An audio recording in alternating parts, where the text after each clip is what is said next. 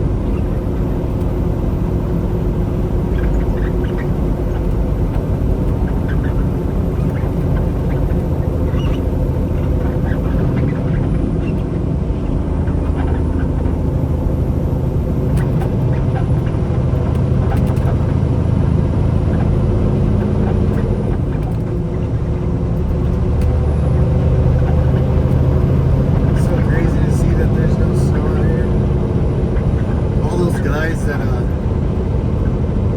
bought all those, plows and just snow equipment to plow snow. Man, I bet they're hurting bad. There's just been nothing. Today's February 13th, and I was watching a YouTube channel, weather YouTube channel, and they were saying something about next week we're going to get a crazy amount of snow. Over, I think, like a day or two period. So that's pretty... Obviously, you don't want to, it sucks driving in it, but it's good for everybody. Slowing all the trees, us, everything. I just wish if that airplane stuff is real, I wish it wasn't. Who the hell wants to, one, keep spraying this shit, and like, what if it goes into our skin and in our water? Like, that's crazy. All because for what?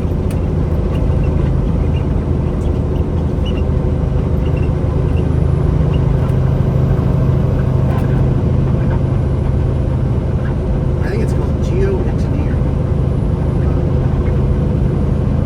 What can you do about it? You either get frustrated until your stomach hurts, or you just say fuck it and you keep driving. Keep your head up.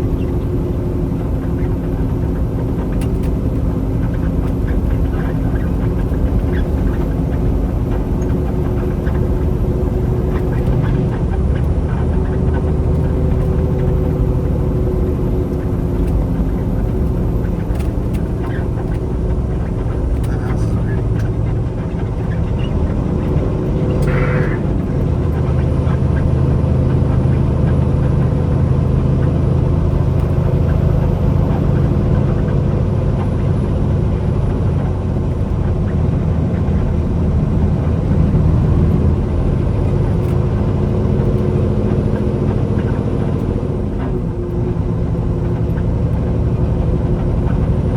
And all that fresh water.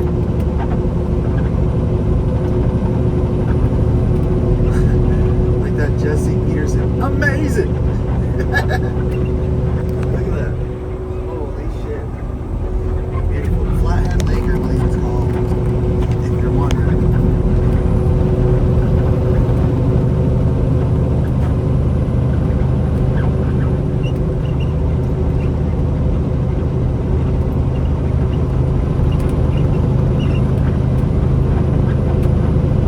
I don't know if they allow boats right now, but shit, man, I'd be fishing out there.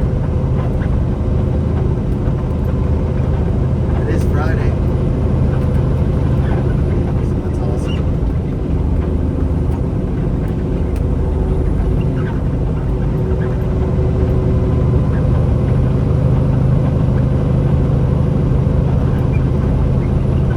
I hope you guys have a good Friday.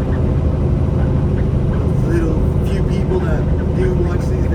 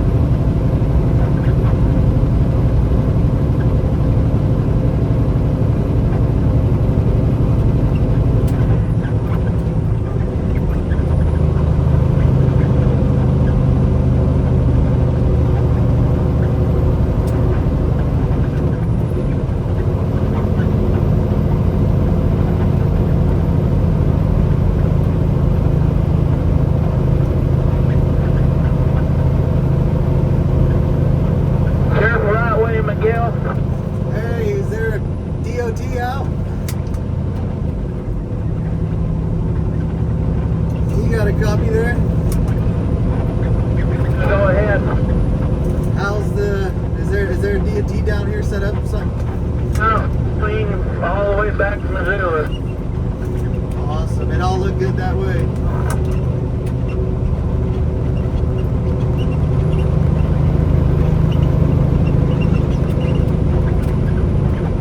I was gonna say, I think that's Petersley's dad. He calls for I think it's Gale's something, yeah. They bring up a bunch of vegetables all the way up here. Down south, down from, Salt Lake, where they pick up. But I guess they got a nice little contract because they've had it for a long time. Just coming up here, dropping groceries, and then they eat. Well, during winter it's shitty, but during summer they come back empty. I mean, there's times where they pick up cardboard or, some type of like rims or like aluminum rims or, different kind of metals and shit. But yeah, they get paid all miles. Some of the owner ops, they get paid obviously, percentage and shit. But a lot of these guys, they get paid all miles. They come up empty or come up loaded, go back empty. And I think they only work. I think a bunch of them get paid salary because, there's only so many loads that come up here, but I think they pay all their drivers really well. A bunch of their drivers are old timers. Since it's food, they kind of have to be dropped on Sundays, Saturdays, and during the week, and sometimes middle of the night. So they they pay for the trouble. So yeah, that was it. That green Kenworth was Petersley's dad right there. Actually, Justin actually freaking worked with us on flatbed. I got him a job here, and then he actually joined his dad, bought his truck, freaking took the big step to buy his truck, and he's been literally chooching the whole time, just getting the miles. He's a lot happier. Money's more secure, I guess. He's not having to run the way I run, at least 25 to 3,000 miles a week. Or 2,500 to 3,000 miles a week. And, sometimes more, but it's an ass, you get your ass kicked. But, yeah, he said it's pretty easy. He's on the leave on Wednesday, get home Sunday, or kind of those. He's on a weirder schedule where I think he works during the weekend, and then he's kind of off during the week. So I envy him a little bit. It's all good though. I like this job. It's not bad. I've been doing it for a long time. Freaking really long time. My daughter's 14.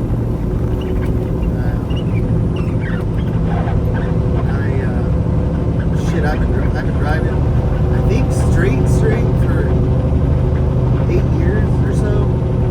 But I did a bunch of different jobs. I hauled flatbed. Well, I first started on belt trailers, like working for farms and stuff, local farms there in the East Idaho area. And then, just to be honest, I loved being around the kind of the people that own the farms and the people that work at the farms. Man, they're good people. Two different races, but they all work together. Fucking awesome. But anyway, so I did that, hauled a bunch of potatoes to the freaking potato plants to get washed and shipped. And then I hauled a bunch of grain hoppers, grain, all different kinds of shit, and then so I hauled grain and then liquid fertilizer, which honestly, just hauling the tanks, the doubles, was fucking sick. You kind of felt like a badass. No one really, I guess, hauls a lot of liquid. Nowadays they do, I guess, because the kind of dry fertilizer, it has its uses, but a lot of farmers are using this mixed fertilizer. And yeah, so I did that for quite a while, and then I started hauling death. Believe it or not, yeah, diesel exhaust fluid, made in America, Blackfoot, Idaho, actually. But the crazy part is that I remember when I did work there, it was so crazy to think that, you know, it's literally, I think it's like 47% urea, or maybe a higher percent urea. It's so much water, but the mixture, since it's so water, it's so fucking heavy that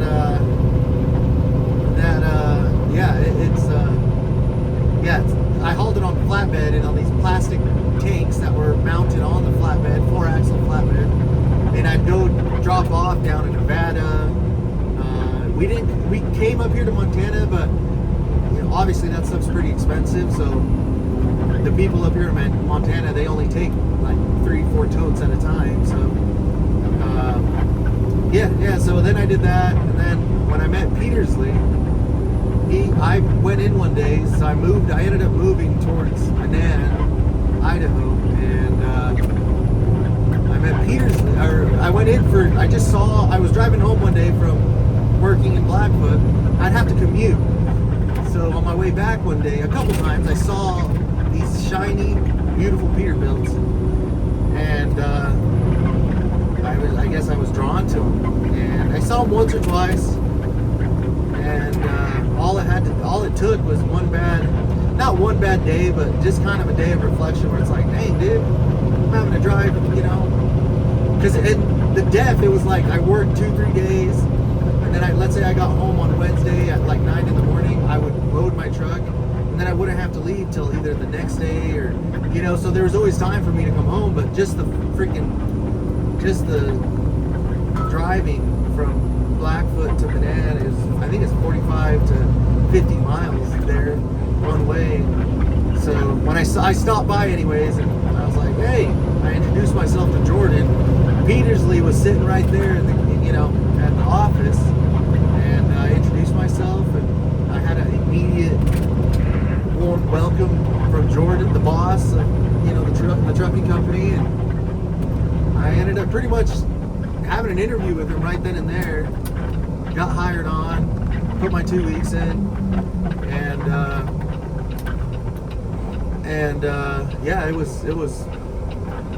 that's when my flatbed career started. I mean, I've hauled flatbeds, but my real flatbed, strap in, knowing the rules of, you know, counting how many belts you have per load, and kind of knowing the ins and outs of flatbedding. And yeah, so I cut my teeth there with J Transport, and literally I think like a year later I ended up wrecking a truck, which was freaking crazy. I can tell you guys that if you guys want. Ended up rolling a brand new 389 300-inch wheelbase, brand new 2020, I think it was 2023 or 2024 truck, on I-15. It was the fair time, and the interstate got all blocked up. And yeah, it was bad. It was a bad deal. Ended up rolling my truck in the median, tore all my what is it called? AC ligament, or my AC joint, my left shoulder, and yeah, it sucked. So I was out of work. Obviously, Jordan didn't want to let me go from that job, but insurance and kind of all that shit. So it was crazy. It was crazy. He let me go. I kind of did I wanted to do the workers' comp shit, but I honestly kind of felt like just kind of wrong. You know, like, I guess I did tear all my AC ligaments, so it is a big deal. They wanted me to get surgery. I was doing physical therapy. But I mean, I have 5 kids. I had 4 kids with my 5th one on the way, my boy. And I had no choice, dude. I literally keep surviving on $850. I think it was every 2 weeks or something like that.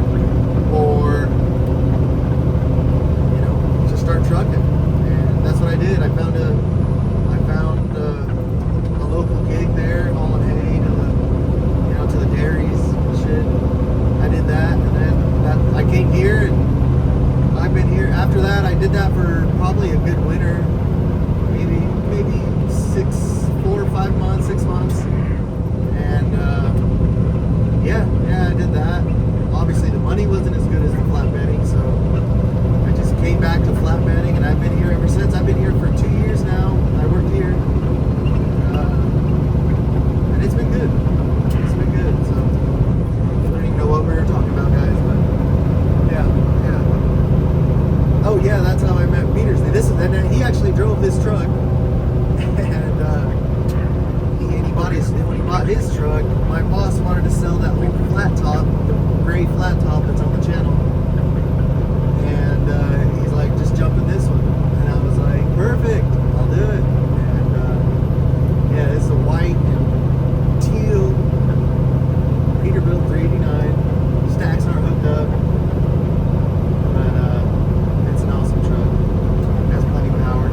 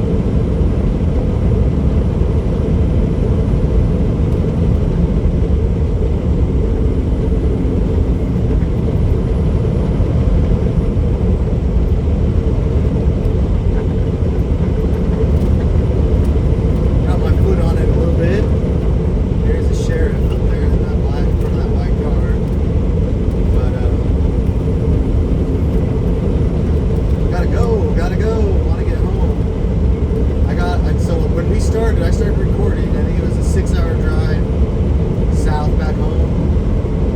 So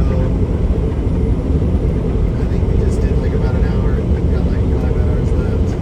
We're almost to, oh shit, what's that place? I think it's Missoula. I know it's Missoula, or Star. I don't know what the hell that. There's a place just north of Missoula. Pretty much I'm almost to Missoula, and from Missoula to, I guess, home base is about 4 hours, 3 hours and 4 hours around there. So, yep. Gonna make it home, have a good weekend. Just keep doing my thing. Sorry, car is a little close, I apologize.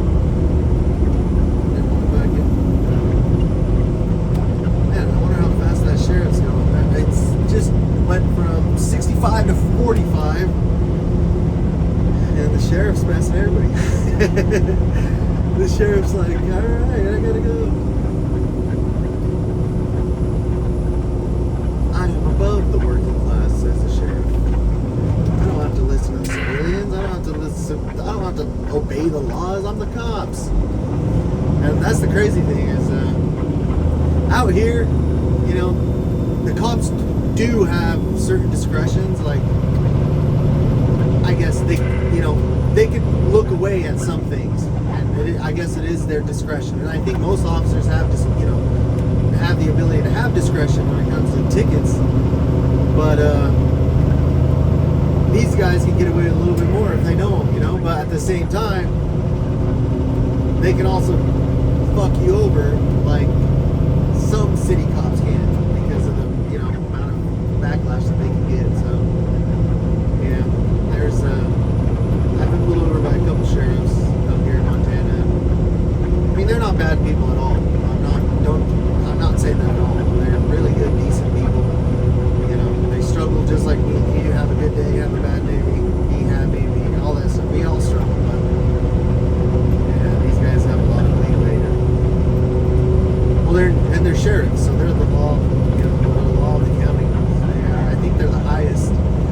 sheriff is the highest, even higher, I believe, than state troopers.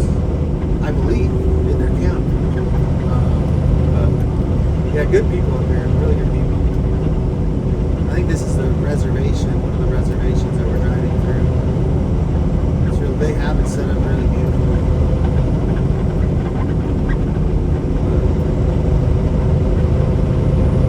Anyways, I think I'm at 36 minutes. I